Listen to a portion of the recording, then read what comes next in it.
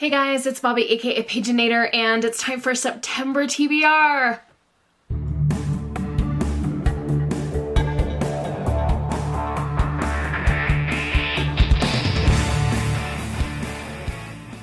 So last time I told you guys that you would get to pick what kind of TBR game I played for the month of September, and almost unanimously you picked for me to play TBR Pursuit like Jade from JD Ray Reads. So that's what we're going to do.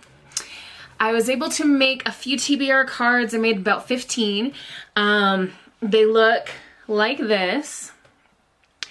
And you can see they're different colors, just like on a regular like Trivial Pursuit card, and there are prompts for each one. So the colors are a tiny bit different than Jade's game. I'll go through these with you. So blue is going to be blue blank like Jade. It is basically genreless. Pink is going to be young adult anything. I think Jade's pink is YA fantasy only, but mine's just gonna be young adult anything. Yellow is going to be fantasy, any age of fantasy, middle grade, adult, young adult, just fantasy. Brown is going to be adult. Green is going to be middle grade, just like Jade does. And orange is going to be realistic fiction. Jade does like an orange other where she gets one of her friends on the phone and they pick something. I'm not going to do that, so it'll just be realistic fiction. So let's get to the rolls. Roll number 1, 2. So I can go in any direction from here. And since I'm playing it like Jade, I want to go to middle grade first. Oh, there's a string caught on this little thing.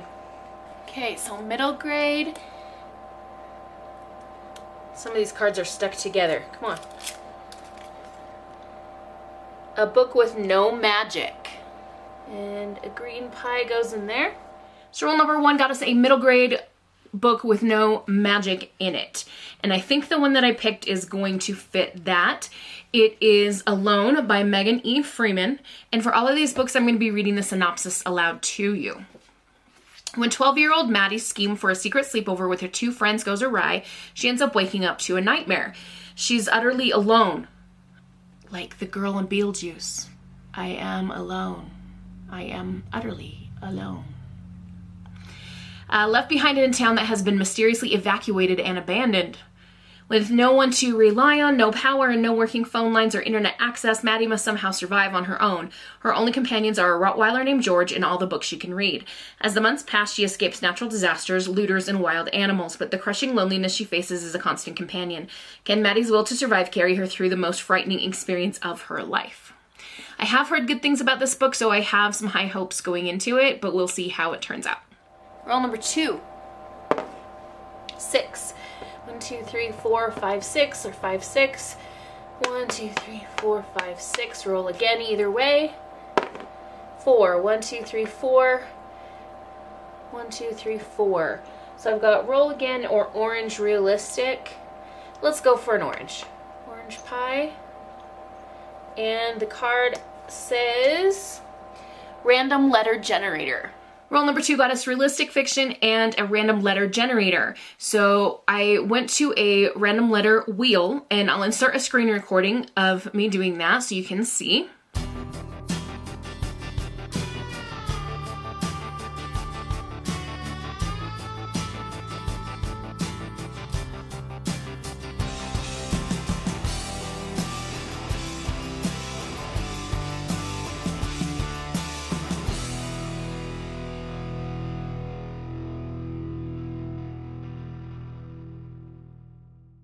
So I got the letter N, and I looked for something realistic that had a word that began with N in it. And so I picked Survive the Night by Riley Sager. This came in my recent Book of the Month box. And this says, Josh Baxter, the man behind the wheel, is a virtual stranger to Charlie. They met at the campus ride board, each looking to share the long drive home to Ohio. Both have good reasons for wanting to get away. For Charlie, it's guilt and grief over the shocking murder of her best friend, who became the third victim of the man known as the campus killer. For Josh, it's to help care for his sick father, or so he says. The longer she sits in the passenger seat, the more Charlie notices there's something suspicious about Josh, from the holes in his story about his father to how he doesn't want her to see inside the trunk. As they travel on an empty, twisty highway in the dead of night, an increasingly anxious Charlie begins to think she's sharing a car with the campus killer. Is Josh truly dangerous, or is Charlie's jittery mistrust merely a figment of her movie-fueled imagination? One thing is certain, Charlie has nowhere to run and no way to call for help. Trapped in a terrifying game of cat and mouse played out on a pitch black roads and in neon-lit parking lots, Charlie knows the only way to win is to survive the night. Roll number 3. 1, 2, 3, 4. 1, 2, 3. Oops, stay there. 1, 2, 3, 4. Let's go to the blue. 1, 2, 3, 4. Blue blank. Blue pie. And this says branches/trees on the cover. Roll number 3, we got a blue blank, and we need something with branches or trees on the cover. So I'm going to be reading Omen of Ice by Jess Accardo. This came in my recent Alcrate unboxing. The video went up about a week ago, maybe a little less from when you're seeing this. And I just want to read this immediately. So the synopsis for this one says, Tanya Tun has spent her whole life training to become a bodyguard for Winter Fae. It's the highest of honors for a druid. Only when Tanya arrives at the Winter Court for the first time, nothing is what she expected. Her assignment is the heir to the throne, Valen, and he doesn't want her protection. In fact, he wants her gone yesterday. But Tanya will not compromise, even if he is the most arrogant jackass she's ever met, because something isn't right in the Winter Court. Everyone has secrets, from the Winter Lord to the kitchen maids to the rising faction that wants the prince dead. No one is who they seem, and now it's up to Tanya to keep her sacred oath and protect Valen, even when his smart mouth makes her skate the razor-thin edge between love and hate. But the more she gets to know him, the more she realizes his secret is the biggest of all and might just get them both killed. I already have some predictions going into this book, and I cannot wait to see if they come true. Roll number 4, 2. 1, 2, roll again, or 1, 2, orange. Let's roll again. 1, 2, 3, yellow fantasy. 1, 2, 3, roll again. Let's do a yellow since we haven't done one yet.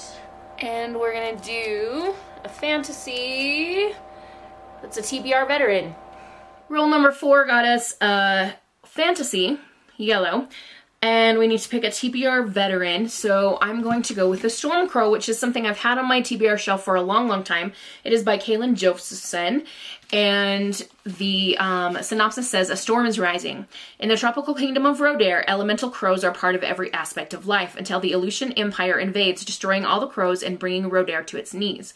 That terrible night has thrown Princess Anthea into a deep depression. Her sister Khaliza is busy running the kingdom after their mother's death, but all Thea can do is think of everything she has lost, including her dream of becoming a crow rider. When Khaliza is forced to agree to a marriage between Thea and the Crown Prince of Volusia, Thea is finally spurred into action, and after stumbling upon a hidden crow egg in the rumble of a rookery, she and her sister devise a dangerous plan to hatch the egg in secret while joining forces with the other conquered kingdoms to ignite a rebellion. This is giving me a little bit of Aragon vibes because, you know, Aragon found a dragon egg and became a dragon rider. Is that what's going to happen with the crow egg that they found? Like, I don't know. Just making text-to-text connections here. Roll number 5. 3. 1, 2, 3, roll again. 1, 2, 3, green. Let's roll again. 5. 1, 2, 3, 4, 5, green. 1, 2, 3, 4, 5, orange. Let's go green. Green is a middle grade and animal on the cover. And a green pie in there. Roll number 5 is middle grade, animal on the cover, and I am going to go with The Owls Have Come to Take Us Away by Ronald L. Smith. It says, Simon is obsessed with aliens, the Greys, the ones who take people and do experiments. When he's too frightened to sleep, he listens to the owls hoot outside. Owls that have the same eyes as the aliens, dark and foreboding. Then something strange happens on a camping trip, and Simon begins to suspect that he's been abducted, but is it real or just the overactive imagination of a kid who loves fantasy books and video games and is the target of bullies and his father's scorn? Plenty of surprises await believers and skeptics alike in this deliciously scary tale that's perfect for fans of middle-grade horror and suspense. Roll number 6. 4. 1, 2, 3, 4. Brown. 1, 2, 3, 4. Pink. Let's go pink. 1, 2, 3, 4. Pink. Pink is YA. And the card says, matches your outfit. Roll number 6, we got a YA and a book that matches your outfit. So I have this kind of wine red, like burgundy-ish color. And I don't have them on now, but earlier I had gray socks on. And so we're going to go with this one. I also had blue jeans on earlier until I changed to my comfy pants. And this has got a little bit of blue. We've got gray with the bird wings here. And then we've got the burgundy color down here. And this book is Family Fortuna by Lindsay Eager. This tells us, beaked, feathered, monstrous. Evita was born to be a star. Her circus tent sells out nightly, and every performance incites blood-curdling screams. She's the most lucrative act from Texas to Tacoma, the crown jewel of the family Fortuna. Evita feeds on the fear, the screams, the gasps, but when a handsome young artist is commissioned to create new posters of the performers, Evita is appalled by his rendering of Bird Girl. Is that truly all she is? A hideous monster, all sharp beak and razor teeth, obsidian eyes and ruffled feathers? Evita's ready to be more, but her father, Arturo Fortuna, proprietor and ringmaster of the family Fortuna, won't give up his most popular attraction without a fight. And Evita's not the only one clamoring to be released from Arturo's manipulative cage. Her sister, her brother, and even her mother are all tired of sacrificing everything for Arturo's ambitions and his craving for cash. Will their fragile family ties survive the tension of a circus showdown? So there we go, Family Fortuna. I don't know if I explained this already before. In fact, I'm pretty sure I haven't yet.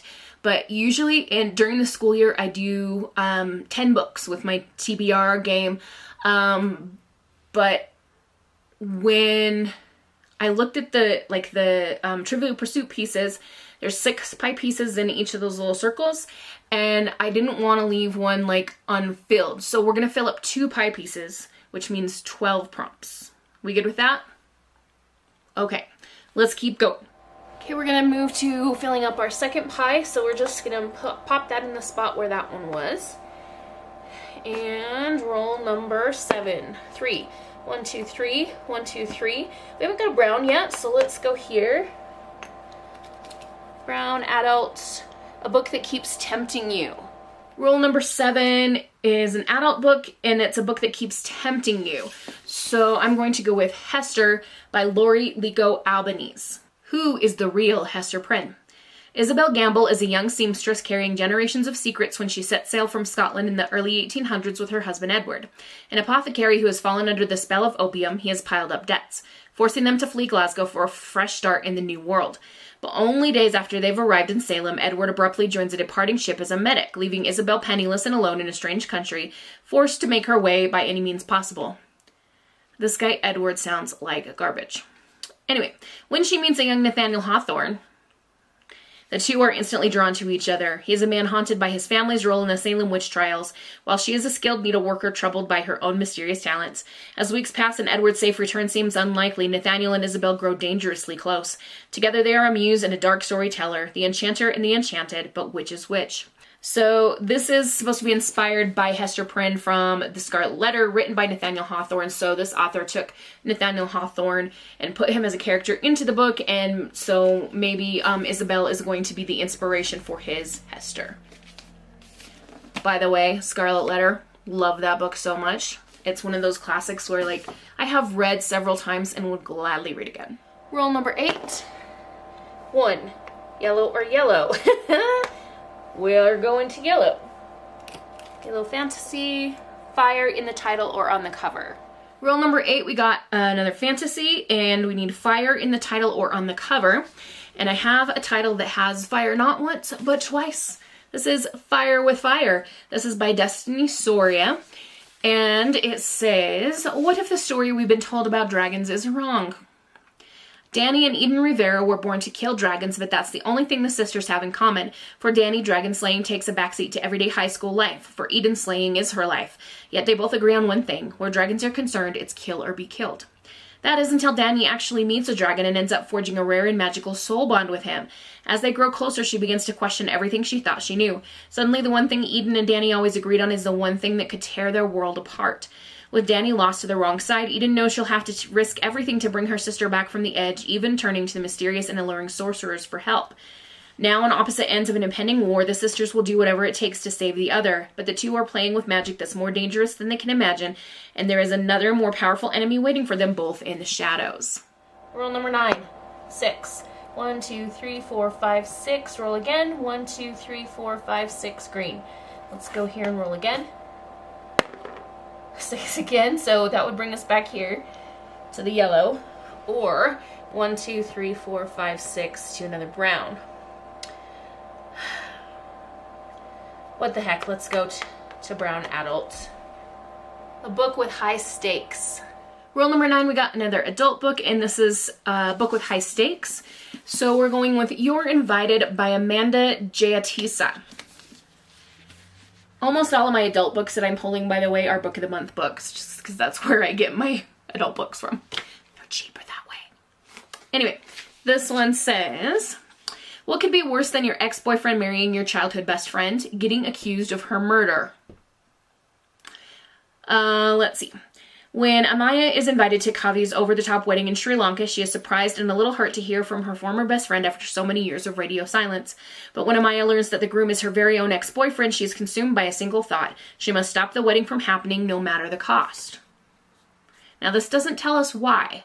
Is it because she's still in love with him, or because he's dangerous, or what?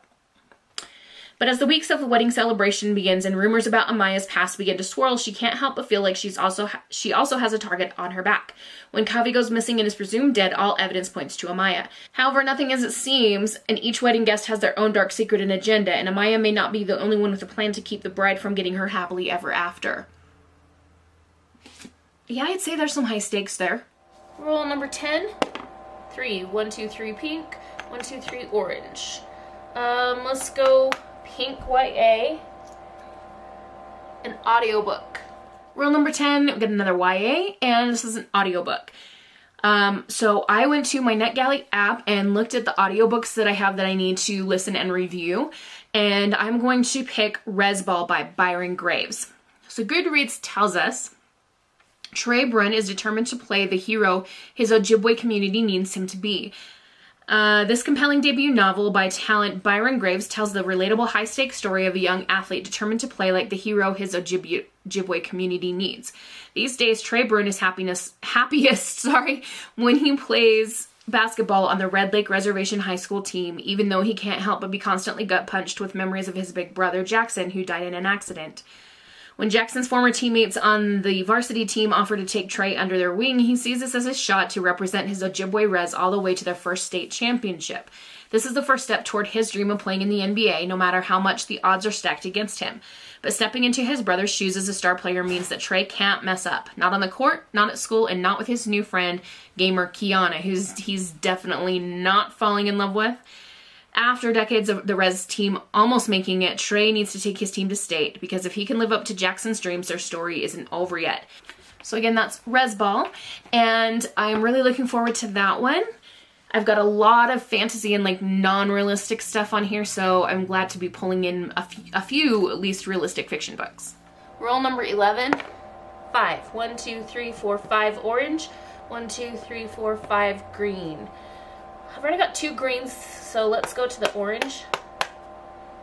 And a book you know nothing about. Okay, number 11 got us another realistic book. Wasn't I just saying we need more realistic? Anyway, this one is a book you know nothing about. So I was like, well, crap, because I'm not gonna like go buy a new one just for this. So I was looking at my shelves and I was trying to just see, like, is there a book that looks like it's probably realistic that I don't remember what it's about when I picked it? And I found another Book of the Month book that I think is most likely going to be realistic. I really don't know much about this one. It is How Not to Ask a Boy to Prom by S.J. Gosley. And since I'm supposed to pick a book that I don't know much about, I'm not going to read the little blurb even to myself. So we're just going to have to appreciate the cover and move on. Last roll. 4. 1, 2, 3, 4 yellow. 1, 2, 3, 4 blue. Let's go blue. And I just realized that I didn't put an orange pie in for that last one. So let's put the orange pie there and the blue one for this last one. And what are we going to get in blue? A moon or stars on the cover or in the title. And roll number 12 is another blue blank, and I need a book with a moon or stars on the cover or in the title. And I have a book that's got a moon and stars. This is The Midnight Girls. You see the moon up there, and we've got stars in the sky. This is kind of wintry vibes. It is by Alicia Jasinska, and this says, in the snow-cloaked kingdom of Lechija, probably slaughtering that, now is the time for mischief and revelry. It's carnival season, and for the next few weeks, all will be consumed with wintry balls, glittery disguises, and cavalcades of nightly torchlit sleigh parties. Unbeknownst to the merrymakers, 2 uninvited monsters disguised as girls join the fun. Zosia and Marinka are drawn to each other in the moment they meet until they discover their rivals who both have their sights set on the prince's heart. If one consumes a pure heart, she'll gain immeasurable power. Marinka plans to bring the prince's heart back to her patron in order to prove herself, while Zosia is determined to take his heart and its power for herself. Their ambition turns into a magical contest with both girls vying to keep the prince out of the other's grasp, even as their attraction to each other grows. But their attempts on his life draw the attention of the city that would die for him, and suddenly their escalating rivalry might cost them not just their love for each other, but both their lives. And that's it. That's my September TBR. I hope you enjoyed the game. I had a lot of fun playing it, even though it was kind of painful to do those rolls on the floor. If I continue with this game, I think I might move it up to a table because that hurt my knees. I'm getting old. Speaking of continuing or not, let me know in the comments below whether you'd like me to keep going with this game or go back to the TBR Avatar game or something else. So just give me some feedback and I'll consider your suggestions. So in the meantime, have a wonderful, magical, and bookish day. Happy reading. Adios.